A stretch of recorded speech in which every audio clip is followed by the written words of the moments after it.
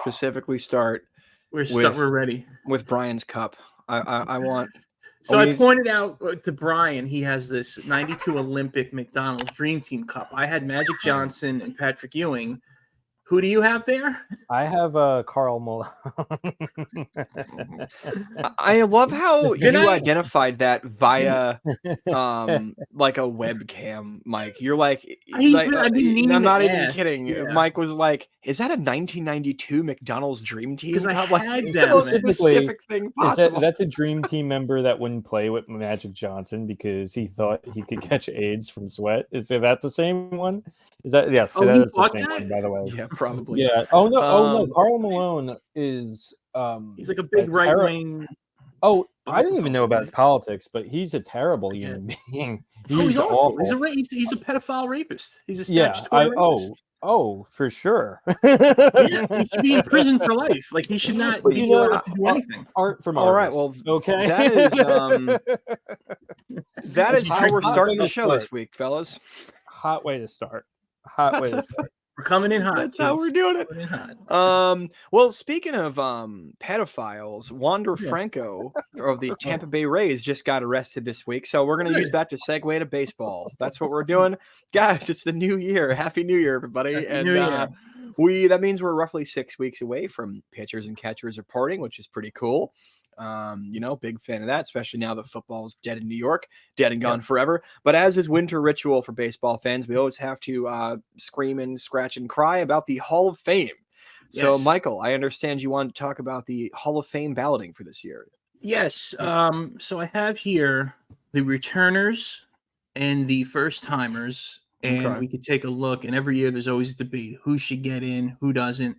And you've noticed since they've started the Veterans Committee, people have been getting in who aren't exactly Hall of Famers. Harold Baines, Scott Rowland, good players in their day, but not, Mickey Mantle, Hank Aaron level players. And now the argument comes back to, will Mattingly get in now? Because if they're in, Mattingly should be in. And I grew up always hearing Mattingly didn't do enough because his career was cut short by injuries, even though he was one of the greatest first basemen ever. All right. And so is there anybody on here that jumps out at you that you specifically want to talk about? Well, there's a lot of talk about Sheffield. This is his last year. Should he get in? He's always been in the rumblings about the steroids. All right. You know what? Let me just cut you off right there. Yeah. They put in David Ortiz last year, or maybe it was the year before, first ballot. He did roids. So if he's in, you got to put A-Rod in, you got to put Bonds in, you got to put everybody else in. It's that's really that point. Yeah, I know. And that's why I really don't like the Hall of Fame voting process, because the Baseball Writers of America are the biggest petty little bitches. And they're just people that grew up arguing. And it's as if YouTube comments and arguing Facebook happened, before the internet. That's all it is, just people who didn't have an outlet for that, so they became baseball writers. And there always is an anti-Yankee bias and pro anybody else bias for Hall of Fame voting, unless it's a slam dunk like Rivera or Jeter or somebody. Yeah. And by the way, I think A-Rod's a douchebag, especially off the field. But at the same time, if you're not going to put him, but you're going to put Ortiz in, there's no consistency. It literally is just the mood that these stupid writers are in. And they're a bunch of egomaniac little bitches. And so as far as Sheffield goes, he's fringe. He's a fringe candidate for me anyway. But I don't have a vote, so I don't care. Omar Vizquel should get in. Yeah, I think he's like a bad dude in real life. I don't know. He's just a jerk. I don't know. One of the best second basemen ever. Omar Vizquel should be in the Hall of Fame. Adrian Beltre, he's a no doubter. His number just under the radar. The guy's got like over 3,000 hits, 400 home runs, and he played in Texas. So like, it's not like we ever really heard about him. But some of these names are like guys that may like. You put Joe Mauer in. Do you put Torrey Hunter in? Jimmy Rollins, Todd Helton should probably get in. K-Rod's I see Manny on there. Manny for me is a slam dunk. I'm shocked he's not already in. I mean, that dude is one of the most prolific hitters of the early and mid 2000s for sure. And granted, he got caught for roids, but that wasn't until super late in his career anyway. So, he was doing like, and again, you're gonna put fucking estrogen Ortiz in. pills. You got to put all the fucking roid guys in now. Mhm. And a lot of people are, you know. And by the way, anybody who sees this who's a Red Sox fan, I just want to reach out. I'll extend the olive branch. You don't have I to. thought Schilling should have been in. All right, like I'm not just like a such hater. a scumbag, Yes. but yeah, Yeah, but and on let- the field, let me- let me his add- performance is legendary. Go Let ahead, me Brian. add to that. Kurt Schilling should absolutely be in the Baseball Hall of Fame. Yeah, And the only reason he's not is because he's like to the right of Mel Gibson. Like in terms of his politics. When Mel Gibson went on that rant like years ago, Kurt Schilling was like, "No, he's on to something, guys." Like Kurt Schilling is that person. Well, yeah, no, hear him out. 100%, Brian. No, but he should be in. O.J. Simpson should be in the Football Hall of Fame. He's in. Yeah, you know, there's sure. Klan members in the Baseball Hall of Fame. Yeah, I was just gonna say exactly that, Mike. There are literally people who we just own talked about slaves what a and shit scumbag from the back in the day. We just talked about what scumbags Karl Malone is. He's in the NBA Hall of Fame. He's in. Yeah, exactly. Yeah, I mean, it is like it's not the whole of humanity. The Baseball Hall of Fame is always unique because it is like the constant debate of like whether these people are cheating or not, like with the steroids, like Phil already said about David Ortiz. But that whole debate aside, like the fact that like you're also like taking someone's character into an account, like it's just like at what point, like I guess I get Pete Rose because he like bet on games and shit like that, but like at the same time, also he was free Pete as well. He might be a rapist though. Well, let's just throw another. You know what's fucked up about that too, Brian? You know what's messed up is that the Cincinnati Reds, apparently you can gamble this year at the Reds games on the games, and yet Pete Rose is still banned for life. He should be in. Total garbage. He should be in. He's not in. Yeah, I mean, Steinbrenner should be in. He was banned. He should be in. Yeah. That's anyway. The thing too. Go ahead. Oh, sorry. Go ahead. Yeah, I'm good. I just looking at these names. Oh, yeah. I mean, like I was just saying, like it's the fact that like they claim character the fact that they claim character matters so much. There's gonna be like, oh wait, if you find out that like Jeter like did some shady shit back in like 2002, you're gonna like kick him out of the Hall of Fame. Like that's just like it's not. That's never happened.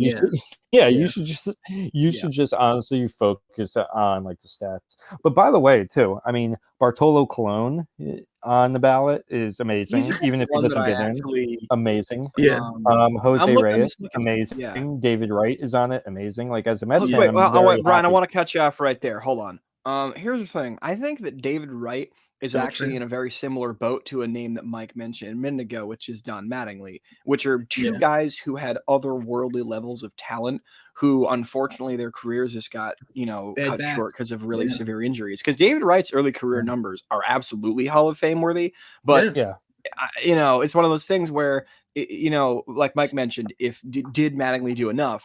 I think David Wright's in the exact same boat of did he necessarily do enough? I mean, another 5 years of what he did, slam dunk. But the injuries kind of effed him a bit. Another guy who should be. Go ahead.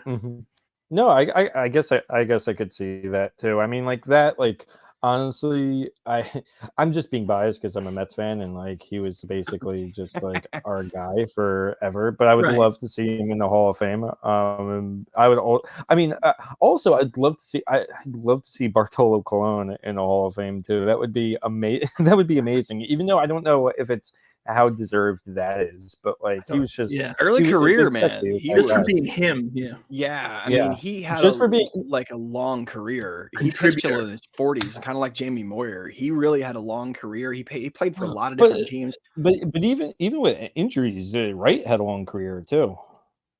Yeah, I'm looking. He's fringe, but I mean, if he got in, I wouldn't be like, this is bullshit. I'd be like, good for him. I'm not gonna. I wouldn't say to keep him out or anything. You mentioned Sheffield. Yeah, that one's also fringe. That's his last year. He's got over 500 home runs. So if we're going by numbers, he should be in. He also played for a lot of really good teams too. He played for the Dodgers, played for the Braves, played for the Yankees. I mean, he's If they gave it to him on his last year, that'd be a really good ad, I think. But if they also didn't, I would understand. That's kind of where I'm at on that one. I wouldn't lose sleep over it. He's also Dwight Gooden's nephew, I think. Oh, really? Yeah, I think he is. I think he's Dwight Gooden's nephew. Albert Bell, he's not eligible anymore. He should be in the Hall of Fame. There's a lot of should-be's. Mark Burley's in this one. Mark Burley, I don't think's a Hall of Famer, although I will say he's in the booze. He's in the booze Hall of Fame because he closed out the World Series while drunk and admitted it afterward, which I think is one of the greatest stories of all time in baseball. So him and David Wells. And I would love if Doc Ellis got in the Hall of Fame for pitching a perfect game on acid. There should be a degenerate Hall of Fame, by the way. Can you go back to that other Lenny Dykstra? Can you go back to that last slide? Lenny Dykstra would be a slam dunk. So let's focus on the first timers. Of the first timers on this, I mean Bartolo for me, I think would be a yes. Jose Reyes probably. Other than that, Beltre has to. Yeah, I'd go Beltre, but other than that, I think a lot of these guys are fringe guys. Martinez I could see too, but other than that, the other 5-6 guys. I would love if Chase Utley just never got in, just to spite Chase Utley. I know Chase Utley. As a Mets fan. Everybody hates Chase. If you're not from Philly, you hate Chase Utley. I know. Yeah, he sucks. But then again, that goes back in I know you're joking, Brian, but it goes back in the character debate of Kurt Schilling's a douche, but his on-the-field performance speaks for itself. Right. He should have been in.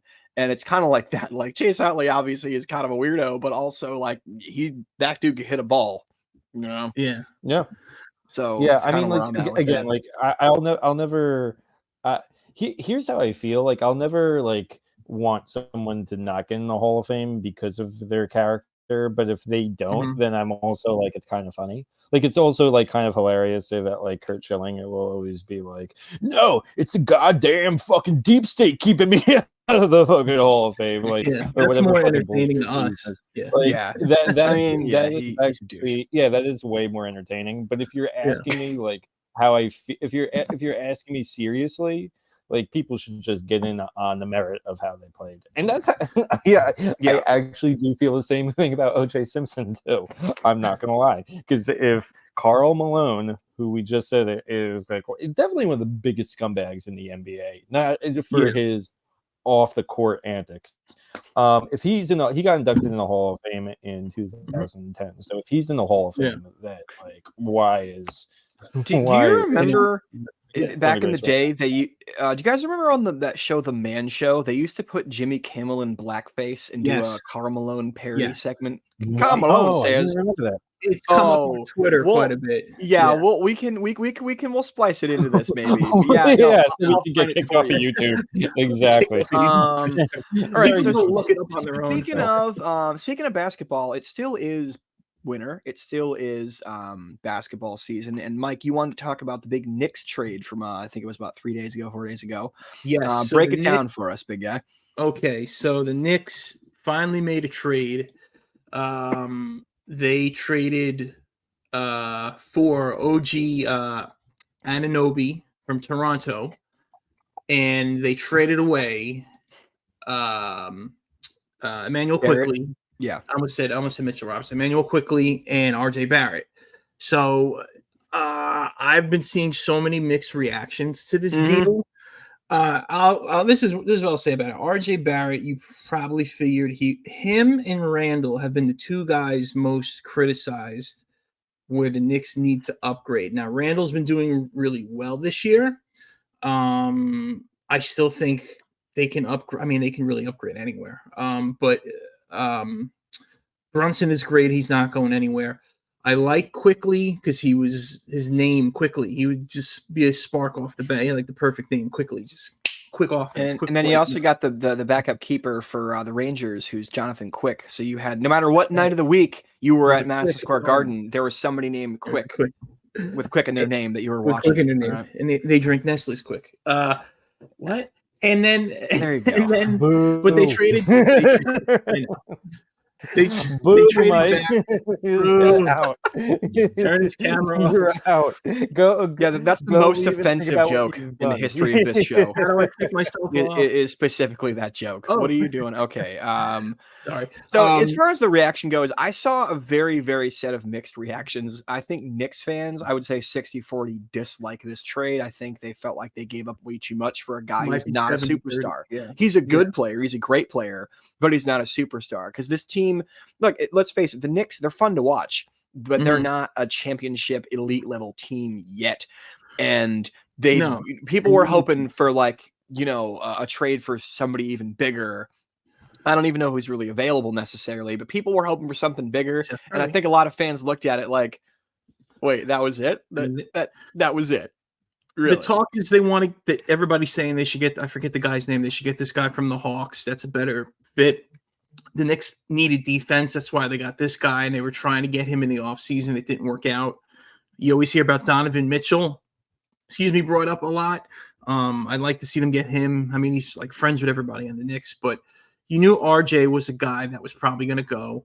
Quickly, they're saying they can't afford him in the offseason, so dump him now. They free up some cap space. I mean, I don't know if you would really have to keep Barrett, if that's really going to – I mean, they won their last game, I think, or they won with the new guy, so I know it's one game, but – the Knicks need to do something, and to get people, you got to move people. So, well, and I want to piggyback what you just said. Like they need to do something. I almost feel like they did this just for the sake of making a trade. Sometimes I feel like teams do that in any sport. They just make a trade for the sake of making one to show their fans, like, "Hey, we're kind of trying, guys." Yeah. But as we established, James Dolan does not try. Yeah. Well, the thing about I almost feel like what they need to do is fire James Dolan or get him to sell the team, or convince James Dolan to sell the team. Just dig up some dirt on Dolan.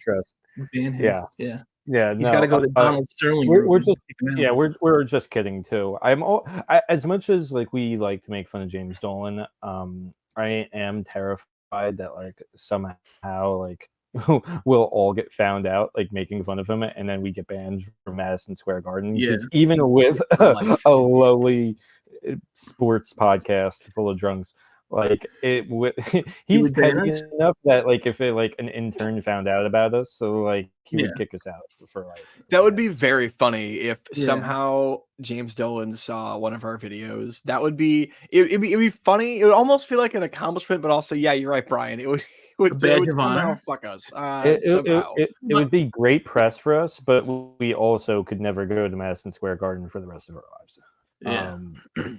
Because he's a tyrant. He is a tyrant. Security there sucks. They're nasty. And listen, if that's what he's going to do, he can ban me. He can go fuck himself. But he has facial. There you go. He has facial recognition though too. Madison Square Garden has facial recognition, and if you work for like a law firm, like there's been stories that have came out because he's getting sued about this.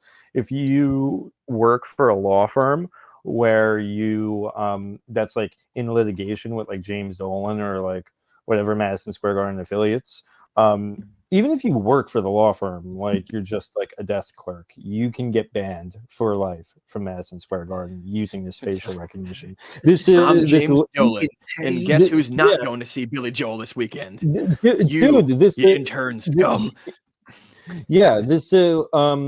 This girl, she and her boyfriend went to see like the Mariah Carey Christmas concert, and then this dude spent all the money on this tickets. And like they couldn't get in because this chick worked for the fucking law firm, and like she's probably crying. The dude's probably thinking like, "Am I still gonna get laid?" Like that's probably how it went down. But imagine like you think you spent all this money to see like Tool is coming to like Madison Square Garden. Imagine if you spend all this money to see Tool, and like you're pumped. Or I saw Rage Against the Machine last summer. And like you go to see them and you're kicked out and you have no idea why. You have no idea why. The good thing is he kicked out lawyers. he banned lawyers. So lawyers are obviously the most like bloodthirsty people. So they like got to the bottom of it. But if it was just us, we'd be like, people who could hurt him, that asshole one time on like our podcast like years ago. So the moral of the story in that complete unprompted rant is that we love you, James Dolan. We love you and respect you, and we think we don't. We think you're a petty. We're gonna go to the garden. I'm wearing the Chokley t-shirts. Yeah. I can't afford to go to most events at the Garden anyway, it really does not affect my life. All right, so moving along. So that was the Knicks trade situation. Now let's move on. It is of course bowl season, gentlemen. It's bowl season for college football. And this popped up on my feed, and I sent it to Mike because I'm like, Mike, you have to watch this. This is so ridiculous. First, I want to congratulate Kansas State beat North Carolina State 28-19 a few days ago. This is a game that already happened. But because this game was sponsored by Pop-Tarts, they went all in on the corporate sponsorship and the symbolism. And so we're going to do a reaction to the introduction of the Pop-Tarts mascot, and we're also going to talk about the trophy a little bit. So whatever one you want to do. There we go. Here we go. Should I mute it or no? No, play the audio. Okay. At this time, please direct your attention to the giant toaster at midfield and make some noise to the giant toaster and unveil the official Pop-Tarts Bowl mascot. This video is courtesy ESPN, by the way. Is his name Poppy? Oh my God. He's got herpes. Oh, those are sprinkles. Sorry. They're called cold. Get your mind out of the gutter, Mike. Okay. Mouth herpes. What? People get cold sores. My Pop-Tart does not have HPV. Please. Look at this. You work your whole life to go to a bowl game, and this is what you get. Popping the mascot. Also, this took place in Florida. If that's not redundant enough. Does he have Tim's on? Yeah, he does. He does have Tim's on. Good call. Good catch. New York Pop-Tart. This is a great shot right here. This is the one Pop-Tart that will mug you on the 4 train. Oh, that's dangerous. What if he falls? If he falls in, then he's going to get toasted and be somebody's breakfast. Yeah. All he does is point. And I didn't do that. I don't like that. The lights go out. I don't know what's going on. Oh, the lights went out? Yeah. But yeah, they just decided to black it out. They're just like, that's enough. Yeah. We're done with it. We're done. And if it wasn't funny enough that there's a mascot, put the picture of the trophy up while we talk. There we go. All right, Brian. Sorry to cut you off. Make your point. Well, no, like, this is well received, I guess, by fans, or like, because I feel like if they ever had like the Pop-Tart like mascot and like it's just ridiculous. I don't know, like Soldier Field or Lincoln Field, like they would just start to get pegged by like Phillies fans. You know, like Phillies fans would start to like peg just like a Pop-Tart mascot. They'd be like, this fucking guy, get him off. But like, I don't know. Like, so is he is this like well received at all? It's just so ridiculous. I would say mostly, it's one of those things where when I saw it, I kind of like part of me wanted to hate it, but then I kind of just thought it was funny. And I think that's where most people are with this, because there were a couple of viral clips, including that one, that people thought were really funny.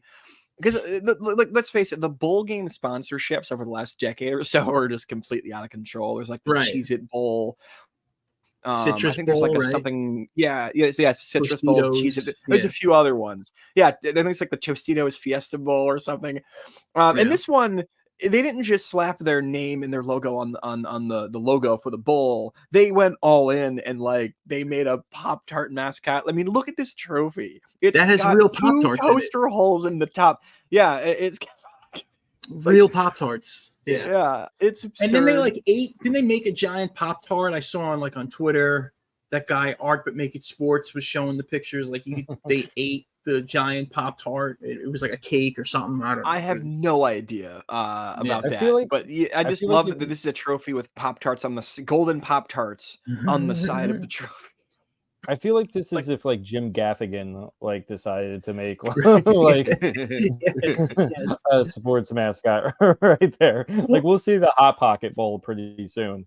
You know? I hope we do. Yeah. That'd be awesome. I'm surprised we haven't. Yeah, Seinfeld's doing a Pop-Tart movie. I'm surprised he's not involved with this. Yeah, No. I know. This is definitely like an observational comedian's like wet dream. This all of this, like a Pop-Tart as a mascot. What's the deal with that? What's with these corporate bowl sponsorships? It's kind of how that goes. You know, Gaffigan is working on a bit as we speak about this. He's got to be. You nailed it on the head, Brian. He's definitely a Gaffigan thing. I hope so. So that's the Pop-Tart Bowl, and let's move on to the next thing we're gonna do. Mike, I understand as always we're doing a commercial and Brawl to close us out. So what vintage commercial are we watching this week? All right, so this is one that I happened to come across on Instagram, and I looked it up, found it on YouTube. This is a Nosebleeder Hall of Famer. Well, I guess he should be a Nosebleeder Hall of Famer. It's not Bill Laimbeer, but his teammate from the Bad Boy Pistons, Dennis Rodman, before the insanity, marketing Reebok pumps. Let's take a look at this.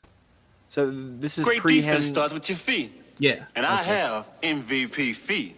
That's why I plan to pump from Reebok. When I'm pumped up, I get support, protection, and a custom fit that's unbeatable. I'm a hot dog. But when it comes to protection, this is no bull. Pump up and air out. Switch to the greatest sports performance shoe in the world, the Reebok Pump. Pump up and air out. Sick burn. Was that supposed to be a dig at like Nike Air? Oh, that was a direct dig at them. This was such a big deal. I thought that was a dig at his wife Carmen Electra. You know, he's like, I know about protection. Believe me, I need protection. Believe me, I need protection. I would know. Well, I think this might have been before they met, right? Because this is before he started doing like weird colored hair and piercings and shit, right? Yeah, 91. Yeah. Okay, so yeah, that was before seemingly normal. He married her in Vegas for like 72 hours or whatever. Have you ever met her in real life? By the way, I met her in real life. She's about 4'8". Really? And he's about 6 foot, whatever he is. Yeah, it must be very funny watching them walk around together. I like how he's got a knee brace on the table. He's already hurt. Yeah. I didn't notice that until now. His MVP feet. I do love that. Yeah. I like the sound it makes. It's like a guy sniffing coke. Feet. And I have MVP feet. That's why I plan to pump from Reebok. When I'm pumped up, I get support, protection, and a custom fit that's unbeatable. I'm a hot dog. Well, you would hit a button on the shoe. So, like, if you look where his thumb is to the left of the screen, that was the air release. It would let the air out, and it would go. So, I remember being in school, and this was like Nike Air and Reebok were like neck and neck, and then just Nike because they had Michael Jordan. You weren't going to top Michael Jordan. So, this also led me to find some other commercials we'll look into for sneakers back in the 90s, which were always great. But this is to see Dennis Rodman pre-worm is what was the idea behind that? Because I never owned a pair of pumps. You pump up air into the tongue and it like makes it tighter on your foot. Is that no? I always thought this is what I always thought. It pumped up air into the base of the shoe. So Nike Air had an air bubble, an air bubble. It was like cushioned because before that, everybody was wearing Converse and it was just flat, Air Force Ones or whatever, it was just flat rubber. This was like a level of support for basketball players. So, they're not stepping on hard rubber. So the pump, I don't know, we used to say like if you pump it up too much, it'll explode and powder comes out. I don't know how true that was, but there was LA Gear and they had almost like a catapult springboard design in the heel kind of thing. And we used to like run around the hallway in school and see who can jump higher wearing the different shoes. And it was Nike Air. Yeah. I was elementary school, but yeah, these were the sneaker revolution right around this time. Yeah. And now Reebok is what? What is Reebok right now? Is it even still around? Basically. Yeah.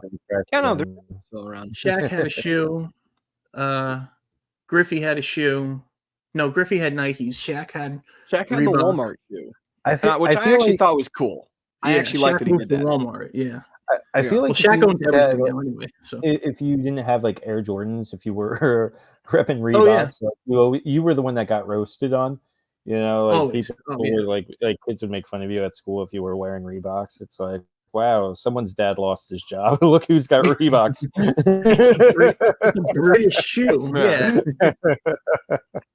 Well, and that's why I liked the fact that Shaq had the Walmart shoes, because Shaq was like, I want to make affordable basketball shoes for kids, which I thought was really cool. Because Jordan was the opposite. Didn't Jordan famously say, like, I don't want like hood kids wearing my shoes or something like that? No, he said something to that effect. An elitist piece of shit. And then Starberry, and then Marbury put out Starberries. Right. It was which it was like, say you're on welfare without saying you're on welfare. If you come to school rocking fucking Starberries. And then he ate Vaseline. You ever see Starberry eat Vaseline in one of those clips? I had Starberries. I have not seen that. The jokes were relentless. I did not think that's where this conversation was going, was eating Vaseline, but here we are, kids. All right, we're at 30 minutes. Maybe let's go to the fight, I guess, right? All right, let's Not to cut let's close it out with the brawl like we always do.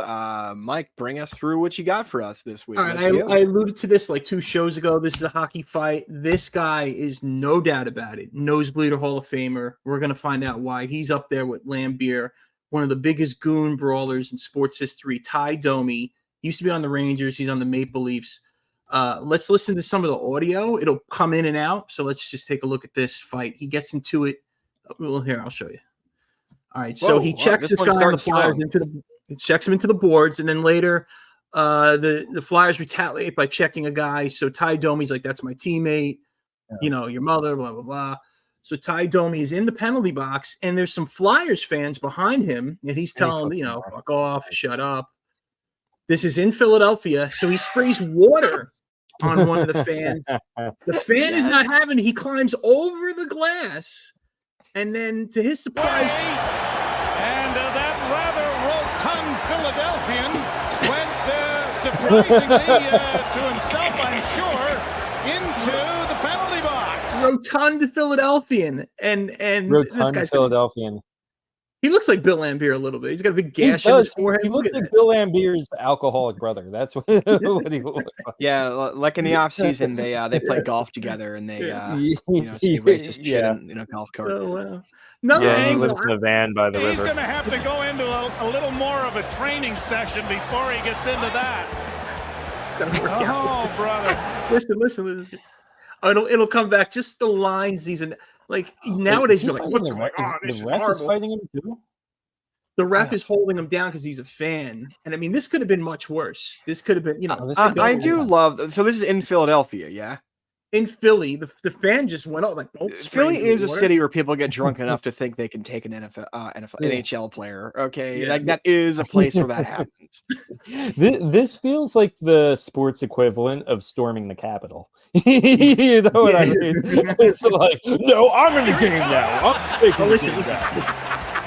Hard to breathe with your heart in your mouth. By the way, this fight brought to you by Dunkin' Donuts. They're going to need a forklift to get him back in the seats. Get the fork, all right. Never mind the lift. Just get the fork. Never mind the lift. Giving him 10 in the game. I guess he has to stay there. He's coming.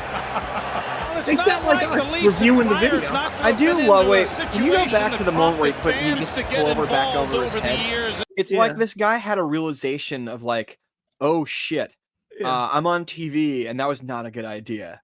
Like, right. There, he like looks around like, oh, what did I do? This is my job. I'm gonna lose everything. But I kind of don't blame him because, all right, so the fans are being assholes, and as a player, like it's sickening after a while. Guys jawing at you, but he's in Philly. They're ripping on him. He just hit the guy in the Flyers. Ty Domi didn't have to hose him down with water. I probably would have snapped too. I wouldn't have climbed over the glass, but I'd be pissed as hell. Oh, brother. It's a rather rotund guy. Well, he didn't climb over glass. He climbed through the glass. The glass, And there's Peter Griffin helping him back into the stands, apparently. Mike Francesa, I don't know. This was wild. Go ahead.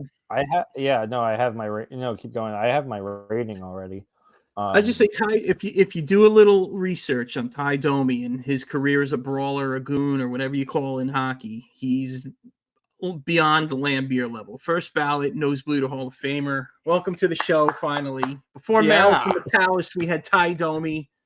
Legend and former Ranger, which is kind of cool. So I do love just the way that that he's before the guy starts to lunge at him, like the way he's just sitting on the bench. He was completely sitting at the bench in like one of the most relaxed stances you can sit. Like he knows he can brawl.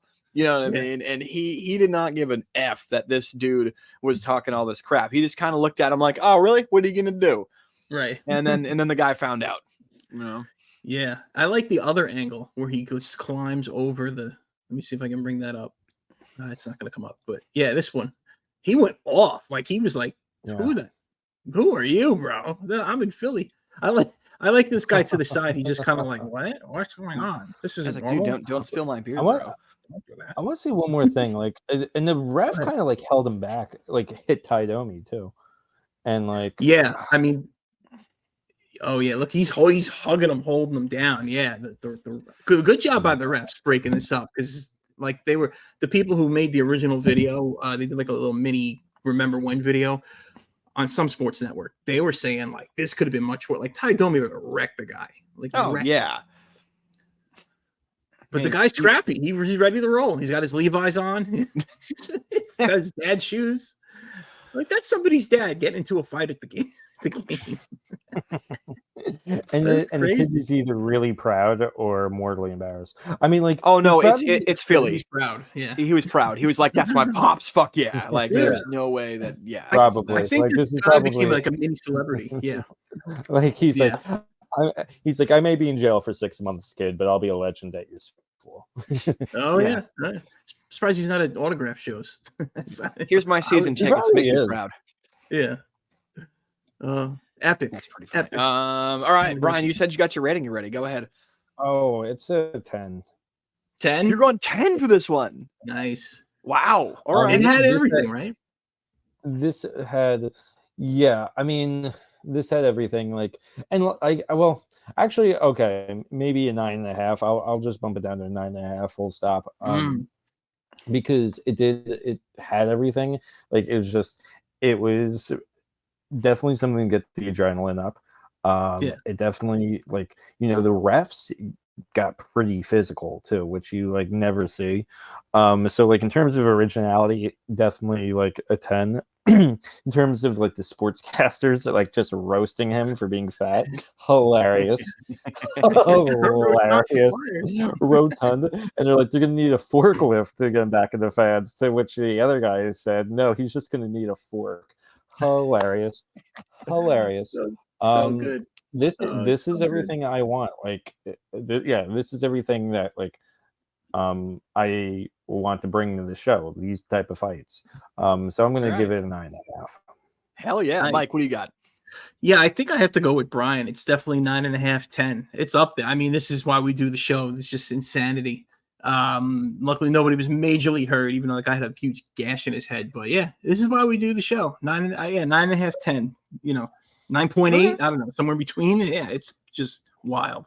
All right. I'm gonna give it an 8.5. I like it a lot. I think it's terrific. I do like the fact that they just had the broadcast team. They just happen to have a camera in the penalty box. Just apparently sits there. I thought that was interesting. They just have like a penalty box cam, so you can see dudes who are angry that they're in the penalty box while the game's going on. So I definitely give it points for that. It had fan involvement, which was great. It had ref involvement, which was great.